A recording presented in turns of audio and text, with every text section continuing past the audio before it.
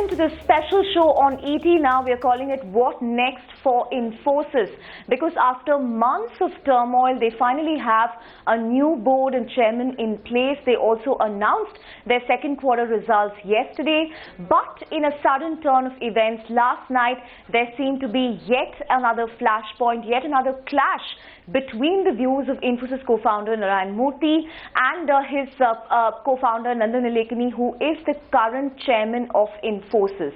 Now, will this result in yet another battle, in yet another showdown between two of the biggest corporate leaders in India, two of the most respected corporate leaders in India? That's what we've been trying to find out from our sources in the last 24 hours. And the good news for Infosys investors, clients, employees, shareholders is that this time around, at least, it's not going to become a bitter public spat, a battle of wills between Murthy and Nilekani. The sense that we got is whatever was announced by Infosys yesterday at the press conference, be it their decision to not make the investigative report on Panaya public, to really back the previous board's decisions on acquisitions, was basically to avoid any legal implications going forward, because they believe this will be the best step forward for the company. And as far as Narayana Murthy's statement last night was concerned, where he placed on record his disappointment with the board, that was necessary posturing, because he can't be seen changing his stance just because Nandan Nilekani is chairman. But will it go beyond that? Well, the sources we've been speaking to say that it's highly unlikely. Murthy and Nandan Nilekani haven't had a fallout per se. They're still in constant touch on matters of governance. And in fact, the last line of Narayana Murthy's statement, where he says, "Sadly, we will no longer know the truth," brings a sense of finality to the bitter battle at Infosys, and perhaps it will give the company a chance to focus on business, particularly in a tough business environment. But what does this mean for the company, for the sector? To get all those answers, we are joined by special guests on the show today. We have two of them right away joining us from Bengaluru. We have Sriram Subramanian, the founder and MD of corporate governance advisory firm InGovern. We also have Urmil Shah, an analyst with IDBI Capital, joining us from Mumbai.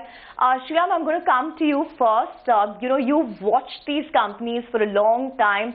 What do you really make of Infy's decision under Nandan to give everything an all clear?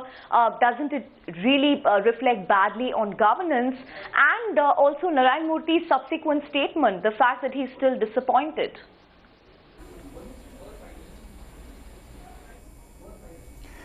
Yeah, I think the narrative by the current board, of course, is the same as the narrative by the previous board. So investors would be left wondering as to what was the need to perpetrate the change in board that happened in August of this year. And so from that perspective, yes, but there has to be some element of finality. So as Mr. Murthy as a promoter did not sort of agree with the board in the previous instance, at least now I think there should be some finality, this one on the basis on which the board has decided or figured out that there was no wrongdoing. So one has to draw a line somewhere and say that yes, there was no wrongdoing in any of the transactions, in the Panaya transaction in particular. Of course, the company could have been much more forthcoming, but the company has also chosen to draw a line somewhere and said that we are not going to put out the investigation reports in the public domain. We are not going to give much more details of the need of the investigation reports, and so they have tried to justify their stand in some way which is amicable, or which in an amenable manner to Mr. Murthy, I guess. But investors all along, that is institutional investors, all along were wondering what this entire tiff between the promoters and the board of Infosys had been all these years, right from February to now. And so that perplexion doesn't go away. So I hope at least now it brings a finality to the events. Some unanswered questions do remain. For example, why did the company pay such a huge severance compensation to Rajiv Bansal? But that, I think, the board and Mr. Seshasai, as the chairman of the board, had already said that that was a mistake, or we learned from it, and they have held back a part of the severance compensation, which is under arbitration now. On the other hand, even yesterday, the press release said that. We're going to get some of our other guests also to talk about this, because we have our other guests joining us as well. We have Ganesh Natarajan, and chairman of 5S World and NASSCOM Foundation, an industry veteran himself, joining us over phone. We also have K. Ramkumar, former board member of ICICI Bank and the founder of the Leadership Center, joining us. Ganesh Natarajan, I'm going to come to you first. What do you really make of the way this has played out? Is there some sense of finality to this? Do you expect it to persist going forward? And what has it really done to brand Infosys, brand IT, the turmoil that we've seen over the last 1 year? See, my own feeling is that matters are coming to an end. And I tend to believe that, obviously Mr. Murthy would say this because he may have expected a much more detailed response from the board.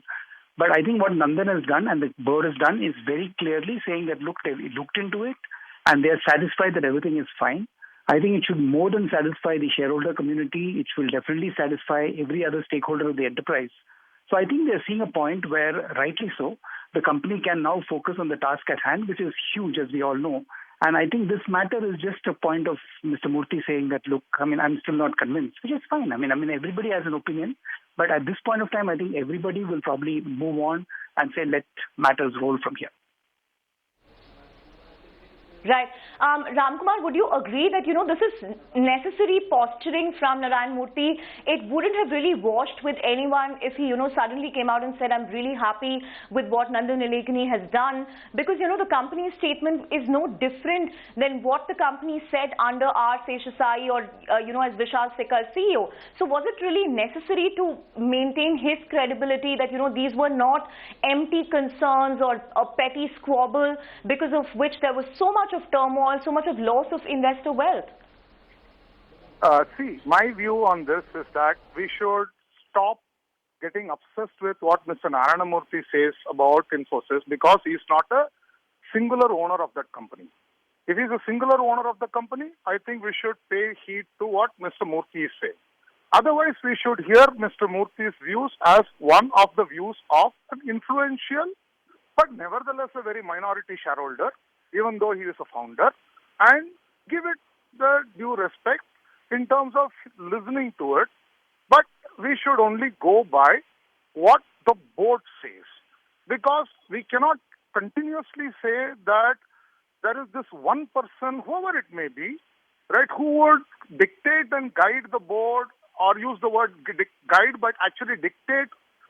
I think that it doesn't behave well for governance standards of any board, or for Mr. Narayana Murthy himself, who has upheld and who taught governance to India. So there comes a point where Mr. Murthy has said, have to say, that fine, I had my concerns, right? I articulated them as a shareholder, befitting my shareholding, even though I was a founder. And now that there is a board, though the earlier board, possibly all the investors lost confidence in it, and that's why the board was replaced, and not it was only because Mr. Narayana Murthy had questions about it, then it would be poor governance. And now that you have a new board, you have to move on. And you got to say, in the interest of all the investors and the shareholders of the company, right, now the company has to move on to respect the current board's decision and not continuously continue with this squabble. It is anti-governance. The more Mr. Narayana Murthy persists with it, the more he will lose his credibility as somebody who has advocated good governance, which all of us learned from him. Now it is time for him to step back and respect his own words on what is good governance. Right. I think that is going to be the scenario because, the sense that we got from our conversations with people who know both of them is that despite the apparent discord in public, the fact that, they do not agree with the way things were conducted yesterday, be it the disclosure of the full report, there seems to be some finality to this that Narayana Murthy is saying that, sadly we will no longer know the truth, clearly signals an end to this battle. And apparently, though, there has been a discord in public, privately both of them haven't had any fallout. They're still in constant touch on issues of governance. Urmil Shah, Ramkumar said that, one person should not become bigger than the institution. But is that really possible, for a company like Infosys? Because it's always been built, it's always been in the shadow of its founders, some of them larger than life. So do you think the market will, take this and move on? What is the reaction of investors going to be? From an analyst perspective, how do you see things panning out?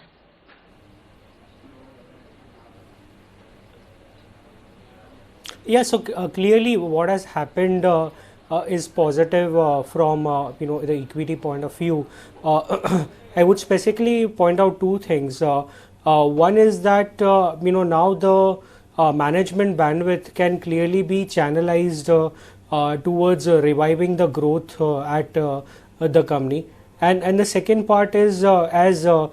Natarajan also very well articulated, is that Mr. Nilekani also has very high standards of corporate governance, and he has been very jointly involved with Mr. Murthy at Infosys when both were in executive role, and we should respect his decision and conclude that the corporate governance standards are in place under him.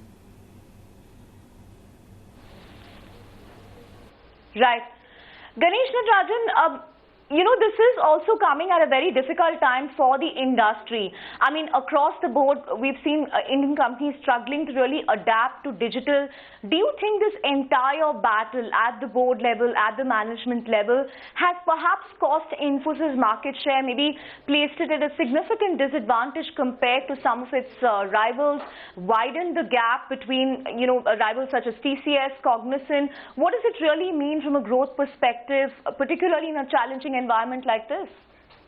See, the good news about our industry is that we are primarily focused on exports.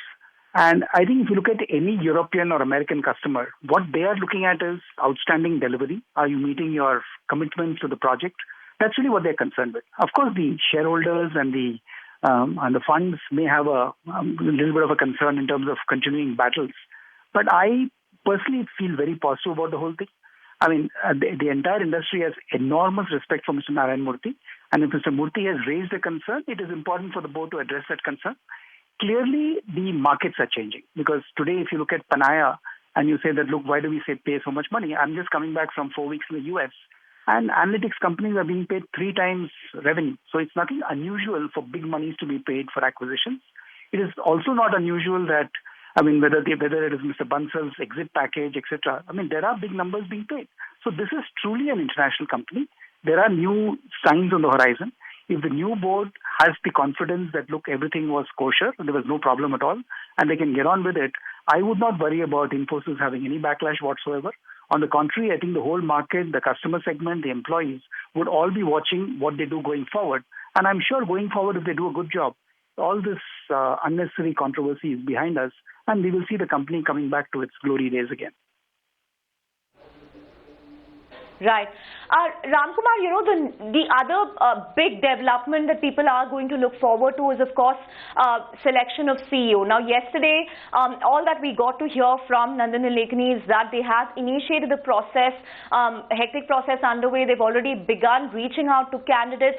But do you think this dynamic could anyway impair, finding a competent external candidate? Is a shadow of the founders always going to be on a CEO, and the best case scenario here being that they should get, either someone who's been with Infosys before or someone internally. So, what does it do as far as the leadership dynamic is concerned when it comes to picking the next CEO? See, when the ball got rolling, whenever it got rolling, I think people would have known that to find the next CEO of a certain stature to come in would be difficult the moment there is an impression in the minds of any prospective candidate that there are one or two people among the entire shareholders who are going to have disproportionate influence and say in running a company. So that, I'm sure, was in the mind of Mr. Murthy and other people when they sit. But that having happened right now, I think it is extremely important for Mr. Murthy to come out and make it in public to say that because what he thought was an extraordinary circumstances, he intervened, and he has to give his word that any new CEO who is coming in is going to have his freedom, independence, and credibility to shape the company with the culture he chooses to have and not be compelled to follow the culture which was until this point there. Because if repeatedly we pick up values are not compatible to the past, then nobody can bring any change in any company. And any time when somebody brings a change in any company, you can beat that person by saying that change is contrary to the value. In a way, you pull back people to the past. Right? So I think it is important that, and I'm sure that Mr. Murthy will do, to say that, look, since it was extraordinary, I had to step in. That might mitigate the circumstances. But more importantly, I personally think Nandan being there makes a huge statement, because everybody knows that Nandan has not come in to hold power, he has come in to transfer power. Right. Ganesh Rajan, would you agree there? I mean, is it really right to say that, won't, Narayana Murthy coming out and giving that assurance publicly only undermine the current board and Nandan Nilekani? Also, culture is not, one individual. It's the culture that the organization has built. And clearly there was a clash of culture under Vishal Sikka, an American CEO sitting in Silicon Valley, whereas the majority of delivery and execution was happening out of India. Won't they want to avoid a similar scenario? I mean, is bringing in cultural change that easy, or is it better to really hire someone who identifies with the current culture? See, I have a strong view on this one. I mean, I don't think we can keep hiring people who look like us and think like us. Okay, we have to be prepared to bite the bullet. You have to get a CEO who knows how to manage the market, that's most important, but also how to manage the constituents. I mean, if there is one flaw I can see in Vishal Sikka's handling of the situation, I mean, the attempt to reach out to people who could otherwise come in the way of his strategy execution was probably not made well enough. I mean, I took over as CEO of Zensar 16 years ago, at a time when I had to manage both constituencies. I saw it as part of my job as CEO. So I don't think a CEO can shirk that responsibility.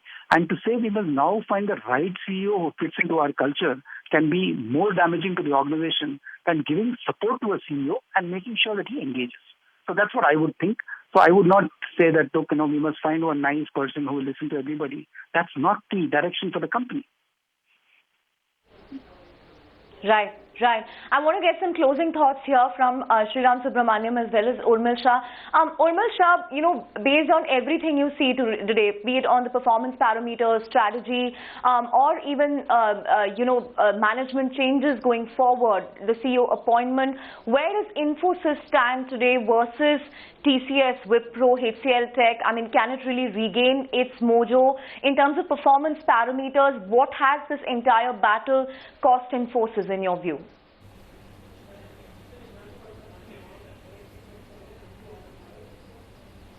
Yeah, so we'll need to break this down into two periods. One which would be very near term, say the second half of the year, and the second part would be FY19 and beyond. So if you see in the near term, there are headwinds from the seasonal weakness in the sector as a whole, and they facing budget constraints by clients, specifically in the BFSI vertical. So this is likely to result in Infosys underperforming the sector in the second half of the year. But as regards FY19, we are confident that the growth should see a uptick from FY19 onwards. And the basis for this is broadly two things. First, if you look at the contribution of new technologies in the incremental revenue, that has remained strong.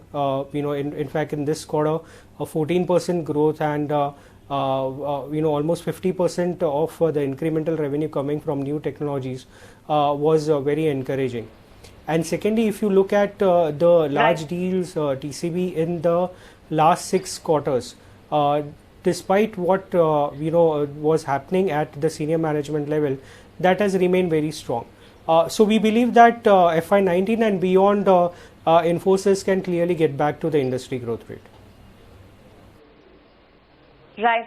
Finally, Sriram, closing thoughts from you. What do you think is the biggest challenge for Infosys from a governance construct? Because, it earned its spurs for being one of the best governed companies in the country. But based on everything that you've seen and heard in the last year, what's going to be the biggest challenge here? Or does Nandan Nilekani's presence itself assuage concerns on that front?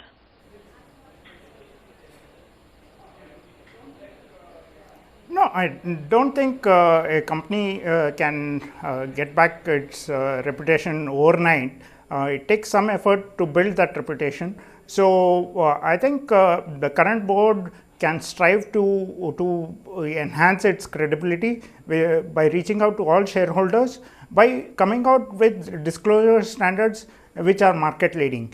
Sadly, in the past few years, Infosys has lost out in comparison to other Indian companies, at least the tier 1 kind of status or the market leading disclosure standards and corporate governance standards. While it is still in tier 1, it is not setting new benchmarks for corporate governance. So I think it can go down that path. It still has the right board. It has the ability to come back to its past glory.